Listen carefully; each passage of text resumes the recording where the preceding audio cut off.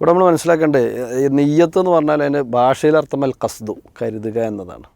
അതിൻ്റെ സ്ഥാനമെന്ന് വേണ്ട ഹൃദയമാണ്. എന്താണ് കരുതേണ്ടത്? അവിടെയാണ് ചർച്ച. ചില ആളുകൾ കരുതുക എന്നതിൽ നിന്ന് വിട്ടത് നാവ് കൊണ്ട് ചൊല്ലുന്നിടത്തേക്ക് എത്തി. ചില ആളുകളെ സംബന്ധിച്ചിടത്തോളം നിയ്യത്ത് എന്ന് പറഞ്ഞാൽ എന്തിനാ, അതിൻ്റെ ആവശ്യം ഇല്ല എന്നുള്ളിടത്താണുള്ളത്. ഇപ്പോൾ നിയ്യത്തിൻ്റെ കാര്യത്തിൽ പിന്നെ എഴുത്തിക്കാഫിന് സ്പെഷ്യൽ നിയ്യത്ത്, അതേപോലെ നിസ്കാരത്തിന് ഓരോന്നിനും അതിങ്ങനെ പ്രത്യേക പദങ്ങൾ, നോമ്പിന് എല്ലാറ്റിനും ശരിക്കും ബിദ്അത്താണ്. കാരണം തലഫുളായിട്ട് ഈ പരിപാടിയില്ല. നിയ്യത്തിൻ്റെ മഹല്ല് ഖൽബാണ്. ഏറ്റവും ഈ വിഷയസംബന്ധമായി പണ്ഡിതന്മാർ പറഞ്ഞിടത്തൊക്കെ കാണാം മഹല്ലു നിയ്യ ഖൽബാണ്. അല്ലാഹു റബ്ബ് സുബ്ഹാനഹു വ തആല മനുഷ്യരുടെ സൃഷ്ടിപ്പിൻ്റെ പ്രധാന ലക്ഷ്യമായി പറഞ്ഞത് നമുക്കെല്ലാവർക്കും അറിയാം. വമാ ഖലഖതുൽ ജിന്ന വൽ ഇൻസ ഇല്ലാ ലിയഅ്ബുദൂൻ. അള്ളാഹുവിനെ ആരാധിക്കാനാണ് എല്ലാ മനുഷ്യരെയും ജിന്നുകളെയും അള്ളാഹു സൃഷ്ടിച്ചിട്ടുള്ളത്. അപ്പോൾ അള്ളാഹുവിനെ ആരാധിക്കാനാണ് സൃഷ്ടിച്ചിട്ടുള്ളത് എന്നതുകൊണ്ട് തന്നെ ആ ആരാധന സ്വീകാര്യമാകാൻ, ആ ആരാധന അതിൻ്റെ പൂർത്തീകരണത്തിലെത്താൻ അതിൻ്റെ ഏറ്റവും പ്രധാനപ്പെട്ട ഒന്നാമത്തെ ഘടകമാണ് ഓരോ ആരാധനക്കും അതിൻ്റെ നിയ്യത്ത് നന്നാവുക എന്നുള്ളത്. നിയ്യത്ത് എന്ന് പറഞ്ഞാൽ എന്താണെന്ന് പ്രത്യേകമായി വിശദീകരിക്കേണ്ടതിൽ എല്ലാവർക്കും അറിയുന്ന കാര്യമാണ്. അതുകൊണ്ട് തന്നെ ആ നെയ്യത്ത്, അത് എങ്ങനെയാണ് നെയ്യത്ത് വെക്കൽ, എങ്ങനെയാണ് അതിൻ്റെ പ്രാധാന്യം, അതിൻ്റെ ഒരു ശരിയായൊരു വശം നമ്മൾ അറിയേണ്ടതുണ്ട്. ഇൻഷാ അല്ലാഹ് അത് ഷബീബ് സലാഹി ഉസ്താദ് വിശദീകരിക്കും. നെയ്യത്ത് എന്നത് ആരാധനകളെ സംബന്ധിച്ചിടത്തോളം ആരാധനകളുടെ ഷർത്ത് അഥവാ നിബന്ധനകളുടെ കൂട്ടത്തിലാണ് പണ്ഡിതന്മാർ ഒരു വിഭാഗം ആളുകൾ എണ്ണിയിട്ടുള്ളത്. ചില ആളുകൾ അതിനെ റുക്കിന് അല്ലെങ്കിൽ ഫർള് എന്നും എണ്ണിയത് കാണാം. രണ്ടാണെങ്കിലും ഹുക്കുമ് കൊണ്ട് നോക്കുകയാണെങ്കിൽ അത് നിർബന്ധമാണ്, ഉണ്ടാകൽ നിർബന്ധമാണ്. ഇവിടെ നമ്മൾ മനസ്സിലാക്കേണ്ടേ, നിയ്യത്ത് എന്ന് പറഞ്ഞാൽ അതിന് ഭാഷയിൽ അർത്ഥം അൽ ഖസ്ദു, കരുതുക എന്നതാണ്. അതിൻ്റെ സ്ഥാനമെന്ന് വേണ്ട ഹൃദയമാണ്. എന്താണ് കരുതേണ്ടത്? അവിടെയാണ് ചർച്ച. ചില ആളുകൾ കരുതുക എന്നതിൽ നിന്ന് വിട്ടത് നാവ് കൊണ്ട് ചൊല്ലുന്നിടത്തേക്ക് എത്തി. ചില ആളുകളെ സംബന്ധിച്ചിടത്തോളം നിയ്യത്ത് എന്ന് പറഞ്ഞാൽ എന്തിനാ, അതിൻ്റെ ആവശ്യം ഇല്ല എന്നുള്ളിടത്താണുള്ളത്. അല്ലാഹു റസൂൽ സല്ലല്ലാഹു അലൈഹി വസല്ലം പറഞ്ഞു, ഇന്നമൽ അഅമാലു ബിന്നിയ്യാത്ത് വ ഇന്നമാ ലികുല്ലി ഇംറിഇൻ മാ നവ. ഇന്നമൽ അഅമാലു ബിന്നിയ്യാത്ത്, ഇന്നമൽ അഅമാലു തീർച്ചയായും പ്രവർത്തനങ്ങൾ, ബിന്നിയ്യാത്ത് നിയ്യത്തുകളുടെ അടിസ്ഥാനത്തിലാണുള്ളത്. രണ്ട് രൂപത്തിൽ പണ്ഡിതന്മാർ വ്യാഖ്യാനിച്ചു. ഒന്ന് പരിഗണിക്കാറുള്ളത്, രണ്ട് സ്വീകരിക്കാറുള്ളതെന്നാണ്. ഇന്നമാ ലികുല്ലി ഇംറിഇൻ മാ നവ, എന്താണോ ഒരു മനുഷ്യൻ ചിന്തിച്ചത് അതുമാത്രമാണ്, അതല്ലെങ്കിൽ എന്താണ് നിയ്യത്തിൽ കരുതിയത് അത് മാത്രമാണ് അവന് ലഭിക്കാനുള്ളതെന്നാണ്. അപ്പോൾ അങ്ങനെ വരുമ്പോൾ ഈ നിയ്യത്തിനെ പണ്ഡിതന്മാർ പ്രധാനമായും രണ്ടായി തരംതിരിക്കും. ഒന്ന് എന്താണ് നിയ്യത്ത് ചെയ്യുന്നത്, അതും രണ്ട് ആർക്ക് വേണ്ടി എന്നതും. എന്താണ് ആർക്ക് വേണ്ടി? നിയ്യത്തിനെ കുറിച്ച് പറയുമ്പോൾ അത് വിശദീകരിക്കുമ്പോൾ മനസ്സിലാവും. നിയ്യത്തിനെ കുറിച്ച് പറയുന്നിടത്ത് പ്രത്യേകം നമ്മൾ തിരിച്ചറിയേണ്ടത് ഒരു സാധാരണ പ്രവർത്തനത്തെ ഒരു ഇബാദത്താക്കി മാറ്റാൻ പറ്റുന്ന കാര്യമാണ് നിയ്യത്ത്. അതുപോലെ തന്നെ രണ്ട് ഇബാദത്തുകൾക്കിടയിൽ വേർതിരിവ് കൽപ്പിക്കുന്ന സാധനവുമാണ് നിയ്യത്ത്. ഇപ്പോൾ ഒന്നാമത് പറഞ്ഞതിനുള്ള ഉദാഹരണം, നമ്മളിപ്പോൾ ഒരു യാത്രയാണെന്ന് വിചാരിക്കാം. യാത്ര ചെയ്ത് ഒരു ക്ഷീണം ഉണ്ടായ സമയത്ത് തൊട്ടടുത്ത് കണ്ടൊരു പള്ളിയിൽ കയറി ഒന്ന് ഒതുവൊക്കെ ചെയ്ത് 2 റക്അത്ത് നിസ്കരിച്ച് അവിടെ ഒന്ന് വിശ്രമിക്കാനിരിക്കുകയാണ്. അപ്പോൾ അവനെ സംബന്ധിച്ചിടത്തോളം അത് ഒരു വിശ്രമത്തിനുള്ള ഇരുത്തം മാത്രമാണ്. അതൊരു പ്രവർത്തനം, സാധാരണ ഒരു ദുനിയാവിൻ്റെ പ്രവർത്തനമാണ്. ആ ഇരിക്കുന്ന മനുഷ്യൻ അള്ളാഹുവിന് വേണ്ടി ഞാൻ ഇഅ്തികാഫിരിക്കുന്നു എന്നൊരു കരുതൽ ആ ഇരുത്തത്തിൻ്റെ കൂടെ മനസ്സിൽ കൊണ്ടുവന്നാൽ അത് വെറും ഇരുത്തമല്ല, അതെന്താ ഒരു ഇബാദത്തായി മാറി. അതാണ് സാധാരണ പ്രവർത്തനങ്ങളെ ഇബാദത്താക്കുവാനുള്ളത്. മനസ്സിലാണ്ടല്ലോ. ഇപ്പോൾ ഒരാൾ സാധാരണ തുപ്പുവാൻ വേണ്ടി വന്ന സമയത്ത് തുപ്പൽ അദ്ദേഹം എന്താക്കി, ഇടതുഭാഗത്തേക്ക് തുപ്പി. ആ തുപ്പുന്ന സമയത്ത് അദ്ദേഹം ഉദ്ദേശിച്ചു എന്ത്, റസൂലുള്ളാഹി സ്വല്ലല്ലാഹു അലൈഹി വസല്ലം പഠിപ്പിച്ചത് എങ്ങനെയാണ്, അതുകൊണ്ടാണ് ഞാൻ ഇങ്ങനെ ചെയ്യുന്നത്, റസൂലുള്ളാഹിൻ്റെ സുന്നത്ത് കിട്ടാൻ വേണ്ടിയിട്ട് ഇടതുഭാഗത്തേക്ക് തുപ്പിയത് എന്ന് നിയ്യത്ത് വെക്കുന്നതോട് കൂടി എന്തായി, അത് തുപ്പുക എന്നുള്ളത് ഇബാദത്തായി മാറി. മനസ്സിലായില്ലേ? ഇനി രണ്ട് ഇബാദത്തുകൾ തമ്മിലുള്ള വേർതിരിവ്. ഇപ്പോൾ നമുക്കറിയാം, ഇപ്പോൾ ഒരാൾ സുബ്ഹിൻ്റെ മുമ്പ് പള്ളിയിലെത്തി 2 റക്അത്ത് സുന്നത്ത് നിസ്കരിച്ചു. അതുപോലെ തന്നെ ഒരാൾ സുബ്ഹി നിസ്കരിക്കുന്നു. ഈ സുന്നത്ത് നിസ്കാരവും ഈ ഫർദ് നിസ്കാരവും രൂപം കൊണ്ട് പ്രത്യേകിച്ച് മാറ്റമൊന്നുമില്ല, രണ്ടും ഏതാണ്ട് ഒരേപോലെ തന്നെയാണ്. പിന്നെ എന്താണ് ഇത് സുബ്ഹാണ്, ഇത് സുന്നത്താണ് എന്ന വേർതിരിവ് എവിടെ വന്നത്? അത് നിയ്യത്തിലാണ്. അപ്പോൾ ഇതാണ് നിയ്യത്ത് എടുക്കുന്ന അമൽ. നിയ്യത്ത് എടുക്കുന്ന അമൽ എന്ന് പറഞ്ഞാൽ രണ്ട് ഇബാദത്തുകളെ അതിന് വ്യതിരക്തത ഉണ്ടാക്കുന്നു എന്നുള്ളതാണ്. നേരത്തെ സൂചിപ്പിച്ചു, നിയ്യത്തിന് 2 തലങ്ങളുണ്ട്. ഒന്ന് എന്ത് ചെയ്യുന്നു എന്നുള്ളതാണ്. അപ്പോൾ നിസ്കരിക്കുന്നു എന്ന് കരുതുന്നു. പക്ഷേ സാലിഹ് ഇബ്നു ഉസൈമീൻ റഹിമഹുല്ലാ പറയുന്നത് കാണാൻ പറ്റും, ഒരു ഇബാദത്ത് ചെയ്യുമ്പോൾ അത് കരുതരുത് എന്നെങ്ങാനും അള്ളാഹ് പറഞ്ഞിരുന്നുണ്ടെങ്കിൽ നമ്മൾ അത് കുടുങ്ങിയിരുന്നു. കാരണം എന്തൊരു അമൽ ചെയ്യുമ്പോഴും എന്തുണ്ടാവും, അതിൻ്റെ ചിന്ത മനസ്സിൽ വരും. അപ്പോൾ ഇവിടെ ഞാൻ നിസ്കരിക്കുന്നു ആർക്ക് വേണ്ടി? രണ്ടാമത്തെ നിയ്യത്തിൻ്റെ രണ്ടാമത്തെ തലം അള്ളാഹ്ക്ക് വേണ്ടി, എങ്കിൽ അത് ഇബാദത്ത്. ഞാൻ നിസ്കരിക്കുന്നു ആർക്ക് വേണ്ടി? അത് ഉമ്മാക്ക് വേണ്ടി അല്ലെങ്കിൽ ബാപ്പക്ക് വേണ്ടി, നാട്ടുകാർ പറയാൻ വേണ്ടി. അതോടുകൂടി എന്തായി? ഷിർക്കുൽ അസ്ഗറായി. മനസ്സിലായില്ലേ? ഞാൻ സദഖ കൊടുക്കുന്നു ആർക്ക് വേണ്ടി? അള്ളാഹ്ക്ക് വേണ്ടി. ഞാൻ കൊടുക്കുന്നു ആർക്ക് വേണ്ടി? ബദരീങ്ങൾക്ക് വേണ്ടി. എന്തായി? രണ്ട് തമ്മിലുള്ള വ്യത്യാസം, ഒന്ന് തൗഹീദാണ്, മറ്റൊന്ന് ഷിർക്കാണ്.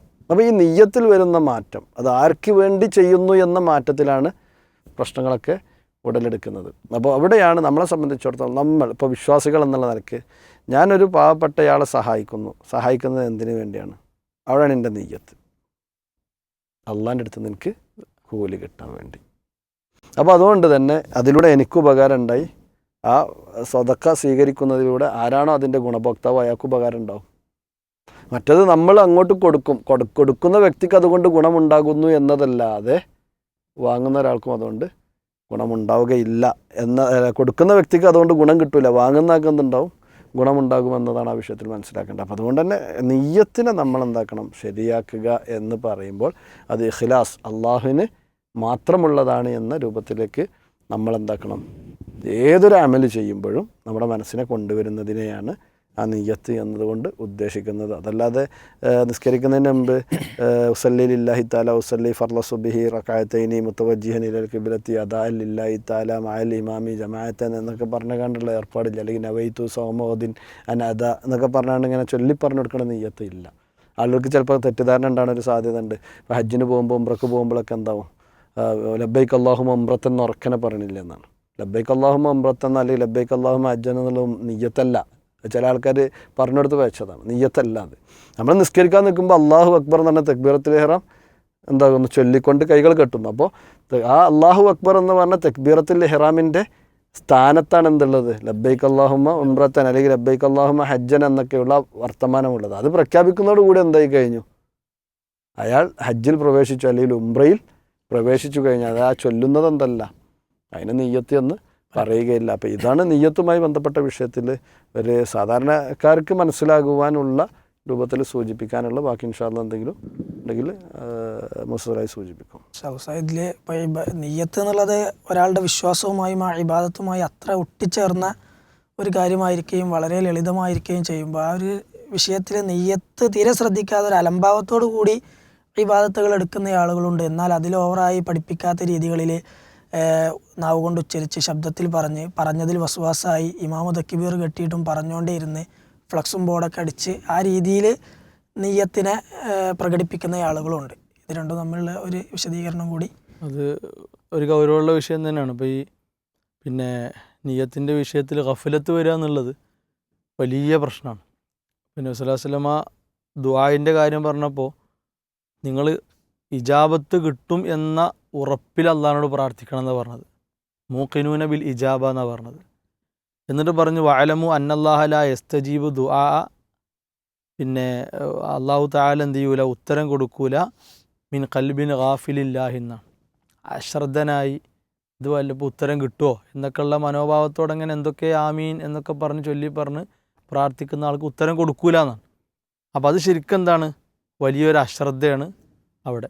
അപ്പോൾ അത് നീയത്തില്ലെങ്കിൽ പോയ പ്രശ്നം തന്നെയാണ്. പിന്നെ നമ്മുടെ നീയത്തിനാണ് കൂലി. അപ്പോൾ ഒരാളിപ്പോൾ ഒരു നന്മ ചെയ്യാൻ ഉദ്ദേശിച്ചു, അയാൾക്ക് ന്യായമായ കാരണങ്ങളാൽ സാധിച്ചില്ല, അള്ളാഹു തആല ഒരു ഹസനത്തിൻ്റെ കൂലി അവിടെ രേഖപ്പെടുത്തുന്നതാണ്. അപ്പോൾ എത്ര വില ഇതിനുണ്ടെന്നുള്ളത് എന്ത് ചെയ്യണം? നമ്മൾ മനസ്സിലാക്കണം. പിന്നെ മറ്റൊന്ന് വെച്ചാൽ ഇപ്പോൾ ഈ പറഞ്ഞ പോലെ തന്നെ ആളുകളെ പ്രയാസപ്പെടുത്തുക. ശരിക്ക് ഇസ്ലാമിൻ്റെ ഇബാദത്തിൻ്റെ വലിയൊരു പ്രത്യേകത പ്രയാസപ്പെടുത്തലല്ലല്ലോ, എളുപ്പമാണല്ലോ. എണ്ണ ആകട്ടെ, രൂപ ആകട്ടെ, സമയമാകട്ടെ ഒക്കെ എളുപ്പമാണ് ഇബാദത്തിൻ്റെ ഒരു ഭംഗി എന്നുള്ളത്. ഇപ്പോൾ നിയ്യത്തിൻ്റെ കാര്യത്തിൽ പിന്നെ എഴുത്തിക്കാഫിന് സ്പെഷ്യൽ നിയ്യത്ത്, അതേപോലെ നിസ്കാരത്തിന് ഓരോന്നിനും അതിങ്ങനെ പ്രത്യേക പദങ്ങൾ, നോമ്പിന് എല്ലാറ്റിനും ശരിക്കും ബിദ്അത്താണ്. കാരണം തലഫുളായിട്ട് ഈ പരിപാടിയില്ല. നിയ്യത്തിൻ്റെ മഹല്ല് ഖൽബാണ്. ഏറ്റവും ഈ വിഷയസംബന്ധമായി പണ്ഡിതന്മാർ പറഞ്ഞിടത്തൊക്കെ കാണാം മഹല്ലു നിയ്യ ഖൽബാണ്, ഹൃദയമാണ്. അത് ലഫ്ദിൻ്റെ ആവശ്യമില്ല.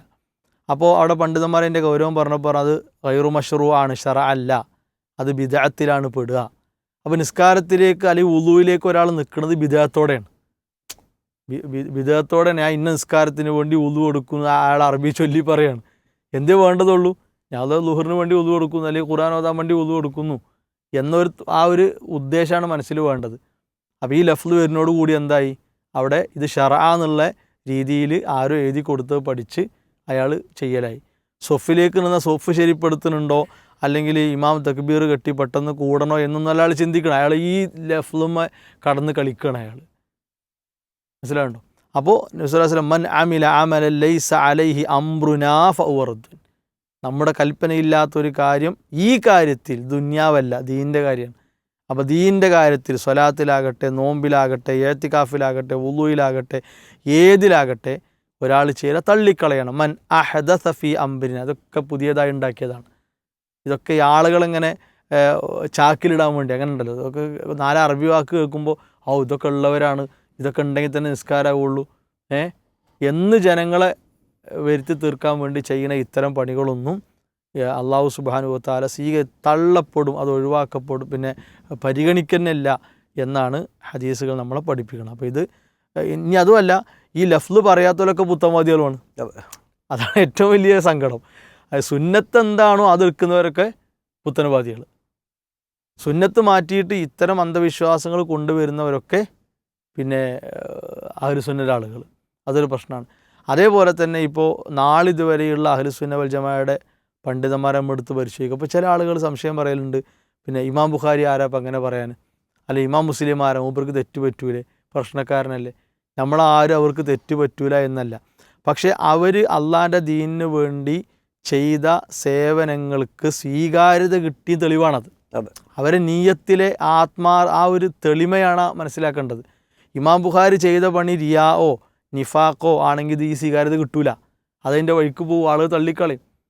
എന്താണ് ലോകത്ത് എഴുതപ്പെട്ട ഈ ഇസ്ലാമിനെ തകർക്കാൻ എന്ന ലക്ഷ്യത്തിൽ എഴുതപ്പെട്ട കാര്യങ്ങൾക്കൊന്നും ജനങ്ങളെ ഒരു പരിപൂർണ്ണ പിന്തുണ, അതുമായി ബന്ധപ്പെട്ട ചർച്ചയും പഠനവും ഒന്നും വല്ലാതെ നടക്കാത്തത് എന്തുകൊണ്ടാണ്? ഒക്കെ ഈ ഹക്കിലേക്ക് ആളുകൾ മടങ്ങുന്നത് എന്തുകൊണ്ടാണ്? അവർ ആ ചെയ്ത കാര്യങ്ങളെ നീയത്ത് അതാണ്, അത് പ്രധാനമായിരുന്നു എന്നർത്ഥം. അപ്പോൾ എല്ലാ അർത്ഥത്തിലും ഒരു മർമ്മമാണ്, അതൊരിക്കലും കേടുവരാൻ പാടില്ല. അതിനെ ചുറ്റിപ്പറ്റിയുള്ള ഈ അശ്രദ്ധയും അനാചാരങ്ങളും മറ്റൊക്കെ എന്ത് ചെയ്യണം, നമ്മൾ തിരിച്ചറിയുകയും വേണം. അൽഹംദുലില്ലാ. അതായിരുന്നാലും നമ്മുടെ വിശ്വാസ കർമ്മരംഗത്തെ അടിസ്ഥാനത്തെ ബാധിക്കുന്ന പ്രധാനപ്പെട്ട 3 വിഷയങ്ങളാണ് നമ്മൾ ഇന്ന് ചർച്ചക്കെടുത്തത്.